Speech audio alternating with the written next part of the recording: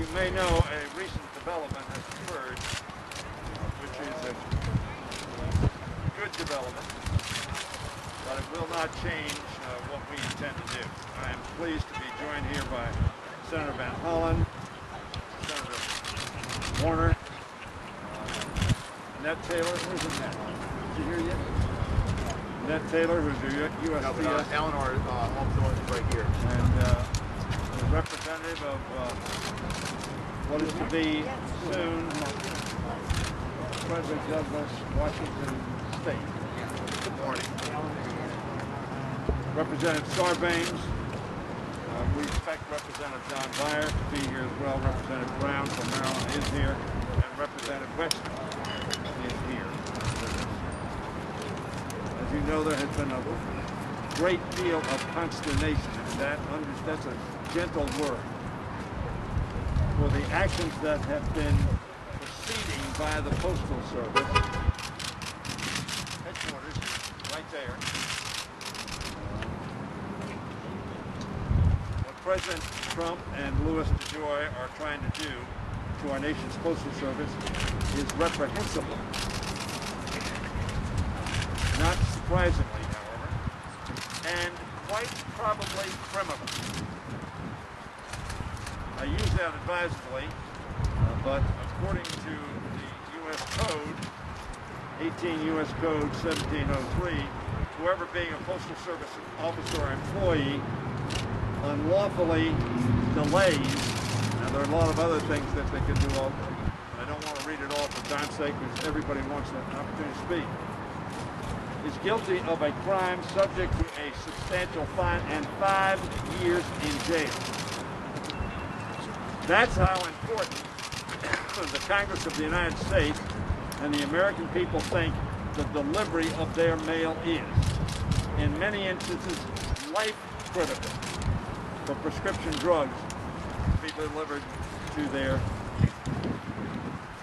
homes. It is, I think, even more important in rural areas where people can't walk to this, that, or the other. And it is truly life-threatening not to have their postal service working correctly. Postal workers being told to cut their routes short, told that's going to change. Sorting machines are being dismantled and removed in key processing facilities. We are just told, just seconds ago, that's going to be changed. Apparently this press conference and the press conferences we've had around the country have made a difference. And the fact that we're coming back Saturday to make sure that the U.S. Postal Service does its legal duty. Seniors and experienced USPS leaders are being let go or reassigned. We hope that is changing. That's what the Postmaster General said. All of this is happening in the middle of a pandemic. And just weeks before Americans start voting in the 2020 election. Millions of people across our country rely on the Postal Service every day to access prescription drugs, paychecks, and other essential items for their lives. Politicize and sabotage the Postal Service in order to suppress votes is dangerous. It is, however, apparently what the President of the United States wants to do.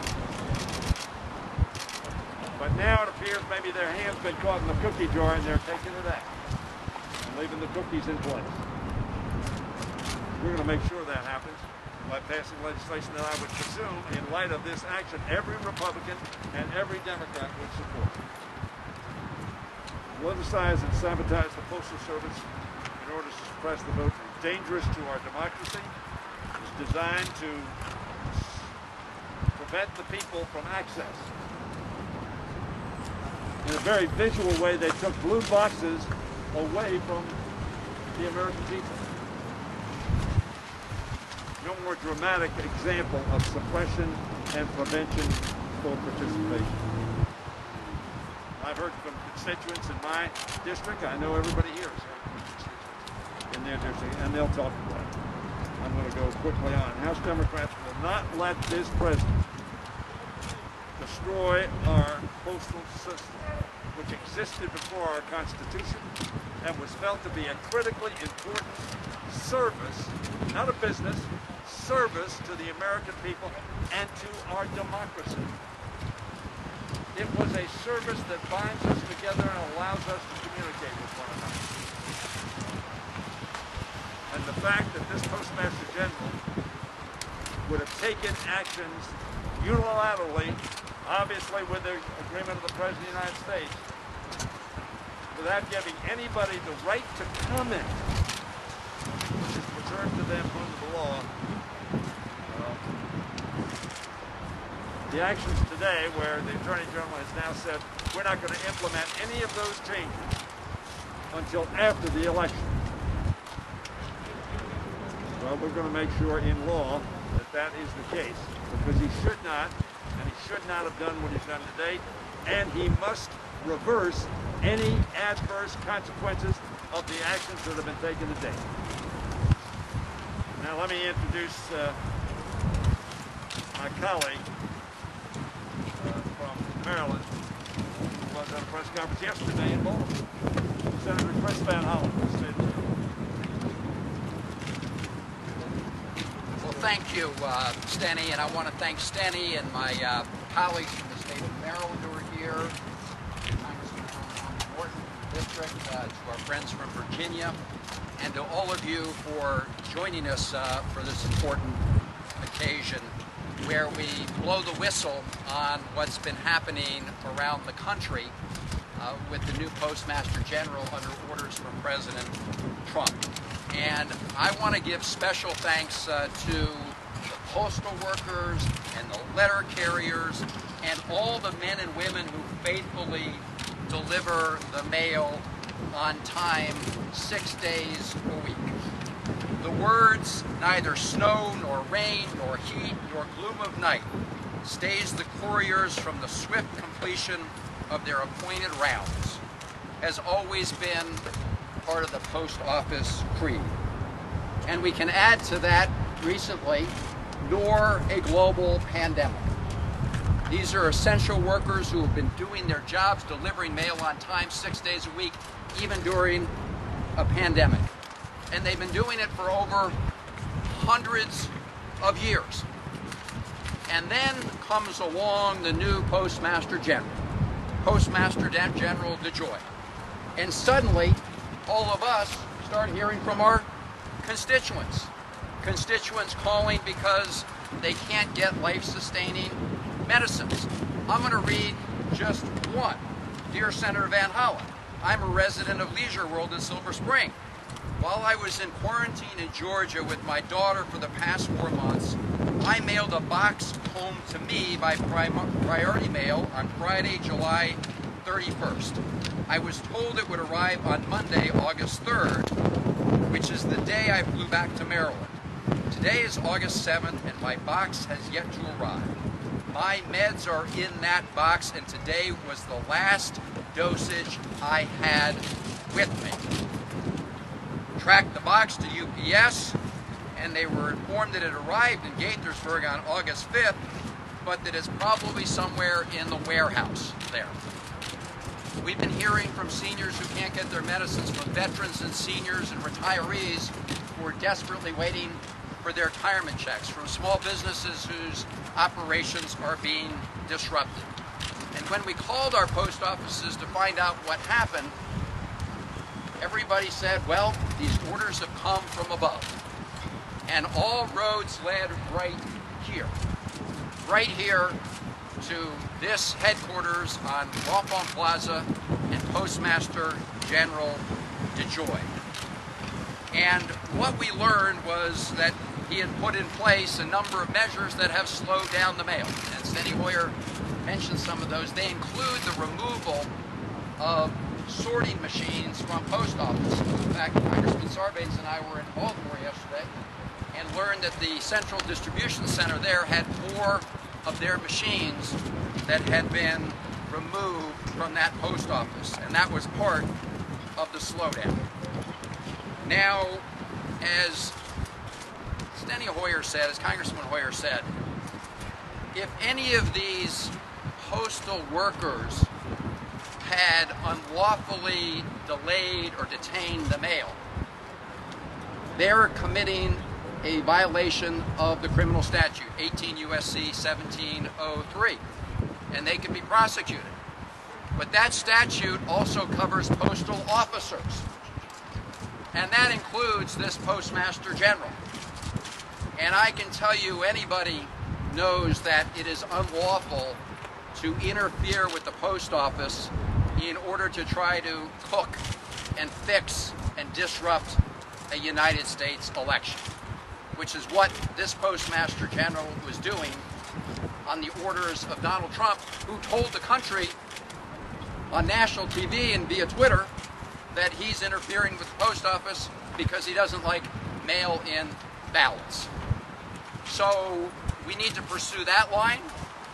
We need to call upon, and are calling upon, the Board of Governors to remove this Postmaster General. Now, as Congressman Hoyer said, they got caught red-handed. That's what happened here. They got caught red-handed. And so we just saw the statement of the Postmaster General saying he doesn't plan to make any additional changes. Okay, that's good. We need to watch that diligently. But they need to reverse the measures that they've already put in place. And that's why you're going to see hearings in the Senate and in the House. And that's why I want to salute Steney Hoyer and Congressman Hoyer and the other members of the House here, and Speaker Pelosi, for bringing back the House to pass a bill that says very clearly that you can't make any changes, not a single change, until January 1 of next year at the very earliest. They got caught red-handed. The post office is enshrined in the Constitution. They all swore an oath to uphold the Constitution. They're violating that oath, and we need to hold them to it to make sure that we have this election. Senator Warner's committee just issued a report today about Russian interference in 2016. And we know about reports that the Russians are engaged in interfering in 2020. So we have enough to worry about with foreign interference. We don't need an inside job to try to fix our elections. That's what was happening here. We caught them red-handed, but now we have to pass legislation to make it absolutely clear that this is unacceptable. And so now I'm going to turn it over to the next of my colleagues. I believe it's Senator Warner, and thank him for all his efforts. Well, thank you, Chris, and thank you, Steney. Thanks all my colleagues. I'm going to hear from Annette in a couple of minutes, retired postal worker. I'm going to just reinforce what's already been said. Chris talked about some of his constituents. Steney talked about some of his. I'm sure each member will talk about the fact of constituents calling in. They couldn't get their mail delivered. They couldn't get their drugs. They couldn't get their medicines. I'll tell you two quick stories from I'm hearing from Virginians. One from a constituent who said her 91-year-old mom had been waiting for over 10 days for her medicine. She was flipping out about when she was going to get it. Another individual said he had been notified by his credit card company that he was going to get a big late fee even though he'd sent his bill in 10 days early. What do all these have in common? They all have in common that they all took place after June 16th, when the new Postmaster General, Mr. DeJoy, was appointed. This stink starts at the top. We all know we've called upon the Board of Governors to remove Mr. DeJoy and put someone in who has basic competency. We have elections this year. In Virginia, we changed our rules so that voters can start voting as early as September 19th. If they're not able to vote because you've got a President of the United States that is trying to do everything legal and otherwise to impede mail-in or absentee voting, then you're seeing an effort to try to steal the election. As Chris mentioned, coming on top of the bipartisan report of the Senate Intelligence Committee that laid out today of what happened 4 years ago with outside intervention, reconfirmed by the Intelligence Committee last week that Russia and others are back. The last thing we need is sabotage being manipulated by the building behind us. Final comment. Last night, before the DNC convention came on, my wife flipping through TV, came across an old movie, some of you probably won't have remembered. It was back in the 90s called The Postal. And Kevin Costner in it. And it was eerily reminiscent. There had been a pandemic. Society was breaking down. The bad guys were out and around. And you know what was the group that people suddenly saw as a hope that there might be a brighter day? Kevin Costner became a postman and thought, could we have the resurrection of the U.S. Postal Service? Well, it was strange how that film of fiction that I happened to catch last night almost seems to be being repeated in real life in 2020. America deserves better. We need to hold this postmaster accountable. Mitch McConnell, bring the Senate back to town so we can pass similar legislation to the House. With that, let me bring up Annette Weaver, retired postal worker, who I think can speak to these issues directly. Annette? Good afternoon. My name's Annette Taylor. Annette Taylor, whoops. That's all right. I didn't have your address there. I, first of all, want to personally thank Congressman Foyer. He is my congressman, and in the 5th District, we just consider him Steney. We don't say anything else. We all know who Steney is. I was a 32-year employee of the Postal Service, and prior to that, I was Air Force. I was in the Air Force for 8 years. I got my job with the Postal Service right out of the military, and I was very proud to get this job because I felt that it was an essential job that connected the whole United States together. And it just was an overwhelming thought that when I put on that uniform that I was now a representative of the Postal Service. And I was very proud to be a Postal Service employee all those years. I love my job, raised 2 children on a good salary and benefits, and I am here today to tell you about how important the Postal Service is to the public from a letter carrier's perspective. Letter carriers touch over 160 million people a day in the United States, and also businesses throughout the United States. They depend on us to deliver their medications, supplies, especially now in this COVID situation. And now as we grow closer to the election, also balloting. It's critical that we have our mail processed promptly, and as letter carriers we always felt if we left something behind us that day, it felt really bad. Even if it was a mailer that could wait till the next day. We all wanted to take every piece of mail behind us every single day. That's no longer the case.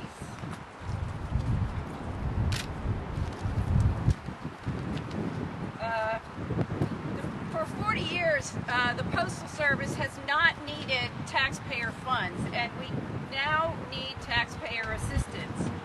We have experienced staggering losses with volume and, of course, revenue like all other businesses.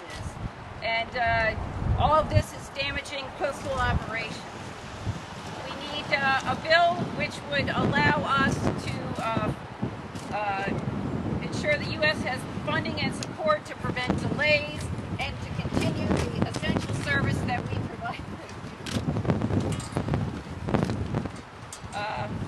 A bipartisan poll of voters shows that 92% of voters are behind and support direct funding to the Postal Service. And I think it's really important to keep that in mind when we move forward with any actions with the Postal Service. I thank you very much. Eleanor Holmes Norton, the Congresswoman who represents Washington, D.C. Thank you, Leader Foyer. Now, I came here today to focus on one thing, and that is a part of the bill that will be discussed Monday called Delivering for America Act, that will keep the Postal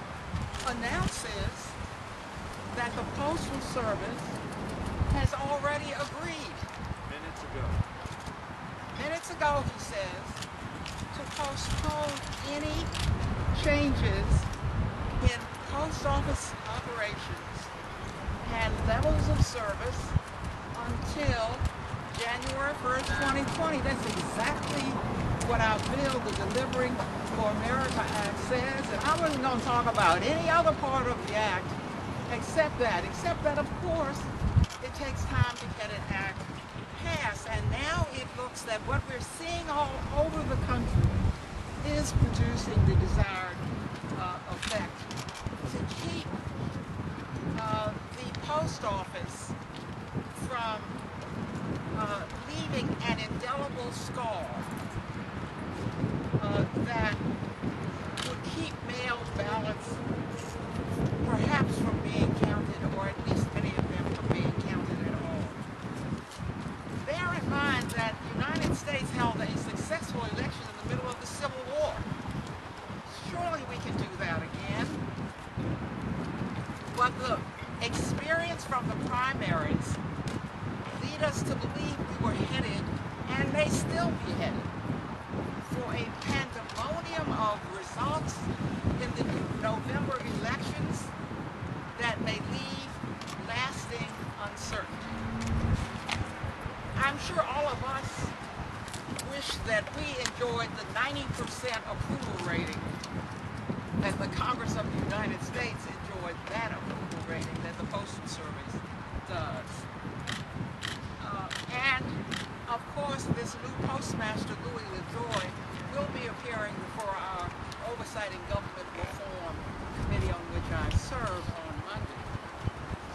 Since his appointments, to give you some notion, here in the Capitol, mail delivery, for example, in Ward 8 of our city, reports that there are people who haven't received their mail for 2 weeks. I am in the midst of a ward-by-ward investigation now. Understand that these lapses are being experienced nationwide, so much so that the Speaker of the House has called us back for an emergency session on Saturday. During our hearing on Monday, I want to give you some notion of what I'll be asking the Postmaster, because we have hold of a July 15th memorandum that was leaked, actually directing in writing employees to leave mail behind in distribution centers, and directing against any overtime. I'm going to question him on an August 7th Postal Service memo. This is a memo from the Postal Service itself, which criticized the new postmaster's sidelining of 23 executives who have all of the institutional knowledge of the Postal Service, and instead centralize everything around the new Postmaster, DeJoy. I want to know why my district, here in the District of Columbia, and 46 states have received warnings from the Postal Service that it cannot guarantee that all mail ballots will arrive in town to be counted. Trump, standing in the polls, apparently